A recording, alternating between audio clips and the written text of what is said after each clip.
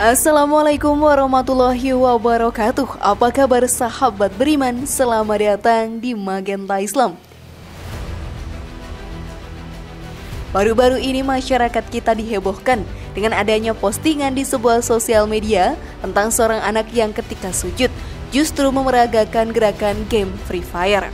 Dengan mengangkat kakinya ke atas, postingan itu pun mendapat beragam tanggapan dari netizen Indonesia. Sebagian menertawakan, sebagian lagi menghujat dan mengecamnya, menganggap apa yang dilakukan anak itu adalah sebuah perbuatan yang tidak pantas. Apalagi dilakukan ketika sedang mengerjakan sholat. Lalu sahabat beriman, bagaimanakah Islam menanggapi hal ini dan seperti apa hukumnya? Tonton video ini hingga akhir ya, agar kamu dapat memahami secara utuh dan tidak tersesat.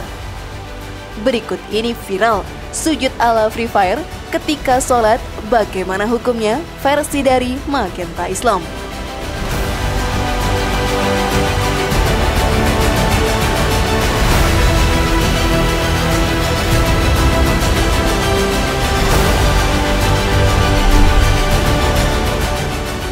Sholat adalah ibadah wajib seluruh umat Islam, baik pria maupun wanita, baik yang muda maupun yang sudah tua. Setiap muslim pun wajib mengerjakan sholat di setiap waktu, dari takbiratul ihram sampai salam dengan tertib. Tertib yang dimaksud adalah tertib dalam gerakan dan bacaan sholat seperti yang dicontohkan oleh Rasulullah SAW. Untuk itulah, tertib dalam sholat juga dimasukkan dalam rukun sholat. Lalu sahabat beriman, bagaimanakah hukum orang yang sholat tetapi tidak tertib dalam bacaan maupun gerakannya? Dan apakah melakukan gerakan sujud seperti gerakan game tersebut menyalahi rukun dalam gerakan sholat sahabat beriman? Kalian juga bertanya-tanya sekarang? Maka mari kita bahas lebih dalam. Namun sebelum lanjut, klik dulu tombol loncengnya supaya kita tetap bertebar syiar melalui channel ini. Mari berbagi pengetahuan dan ilmu yang bermanfaat. Amin ya robbal alamin.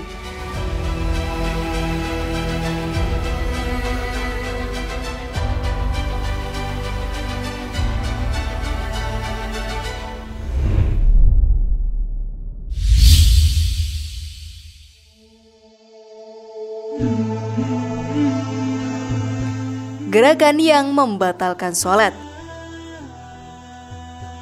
Sholat merupakan salah satu cara seorang muslim untuk berkomunikasi dengan Tuhannya, yaitu Allah Subhanahu wa Ta'ala. Oleh karena itu, setiap sebelum melaksanakan sholat, seorang muslim diperintahkan untuk senantiasa mensucikan diri, baik lahir maupun batinnya, supaya khusyuk dan tumakninah dalam sholatnya. Namun yang terjadi dalam melaksanakan sholat seringkali ada saja yang membuat konsentrasi terganggu dan melakukan gerakan selain gerakan sholat, seperti misalnya menggaruk, merapikan pakaian, memukul nyamuk, dan lain sebagainya. Bahkan Nabi Muhammad SAW pun dalam beberapa hadis yang meriwayatkan pernah melakukan gerakan di luar gerakan sholat. Terdapat banyak dalil yang menunjukkan bahwa Nabi SAW melakukan gerakan yang bukan termasuk gerakan sholat, seperti menggendong cucu beliau, memindahkan orang, melepas sandal, membuka pintu, bergerak maju, dan lain sebagainya.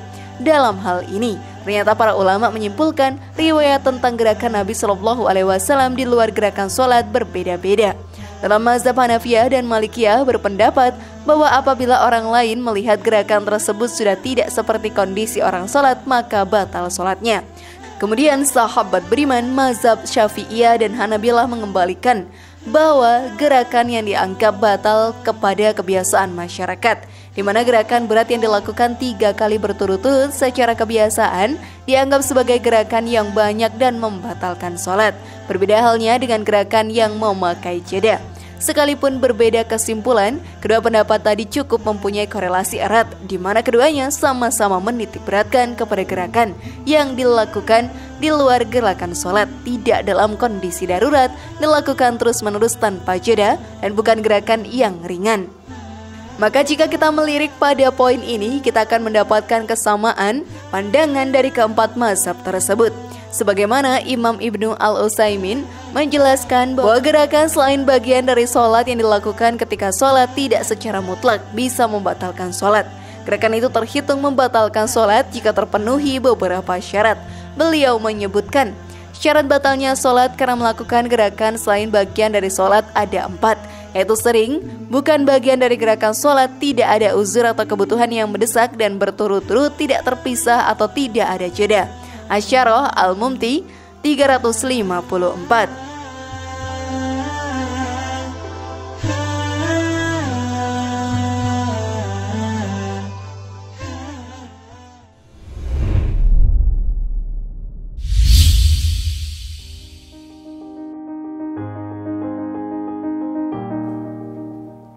Gerakan yang dibolehkan dalam sholat.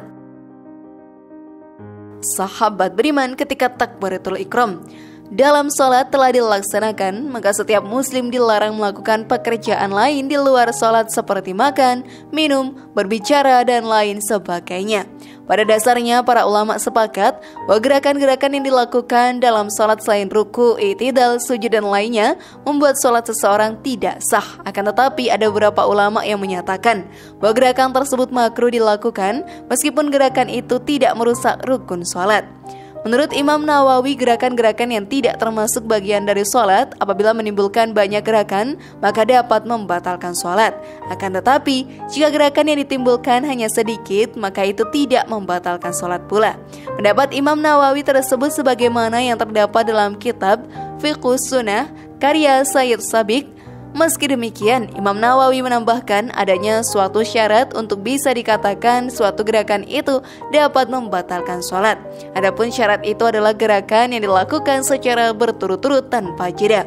Sehingga apabila seseorang melakukan gerakan seperti melangkah satu kali kemudian berhenti, lalu melangkah lagi untuk menutupi barisan makmum yang kosong, maka hal itu tidak membatalkan sholatnya.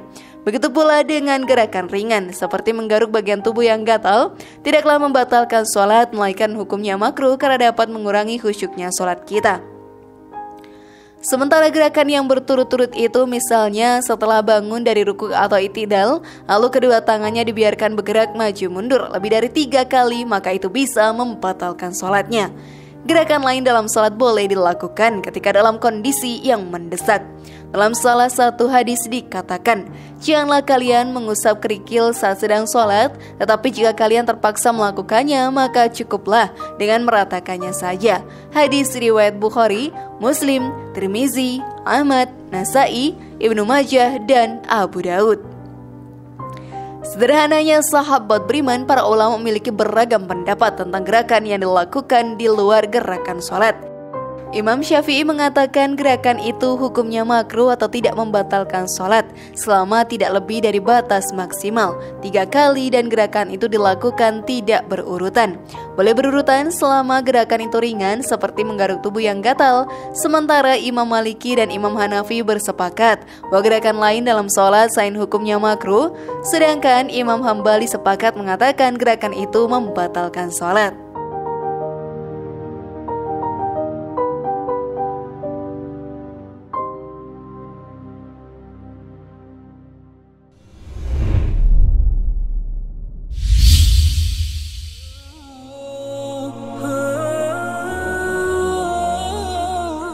Hukum mempermainkan gerakan sholat. Sahabat beriman melakukan gerakan di luar sholat dengan sengaja yang dimaksud untuk bahan bercandaan atau konten sosial media seperti sujud dengan gerakan game Free Fire termasuk dalam meremehkan sholat atau mempermainkan sholat.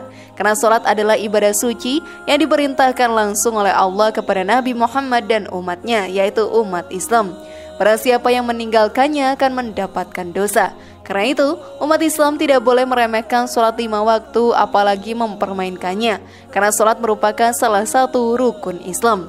Dalam buku Manusia Suci Biografi Singkat Mutiara Hikmah dan Adab Menziarahinya dijelaskan, Sayyidah Fatimah berkata, "Aku pernah bertanya kepada ayahku berkenaan dengan orang yang meremehkan sholat, baik laki-laki maupun wanita. Ya Rasulullah bersabda, barang siapa meremehkan sholat baik laki-laki maupun wanita, Allah akan menimpakan atasnya 15 macam bala atau bencana.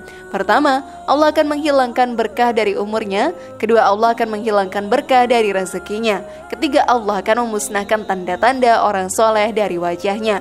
Keempat, setiap amalan yang diamalkannya tidak akan diberi pahala. Kelima, doanya tidak akan naik ke langit atau tidak dikabulkan.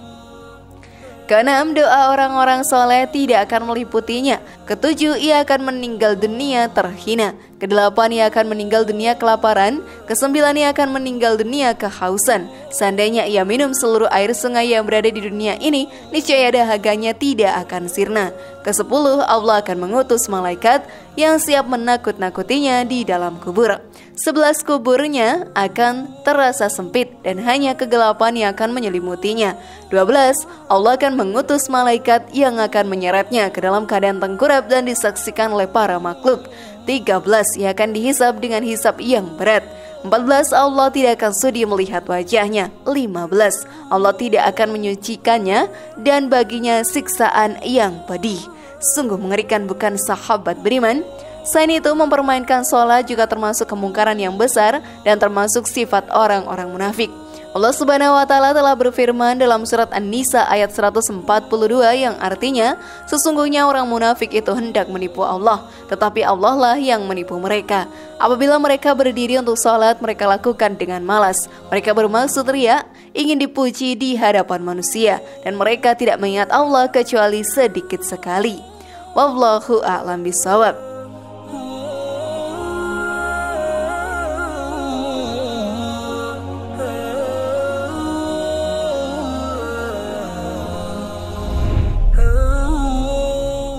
Bagaimana sahabat beriman?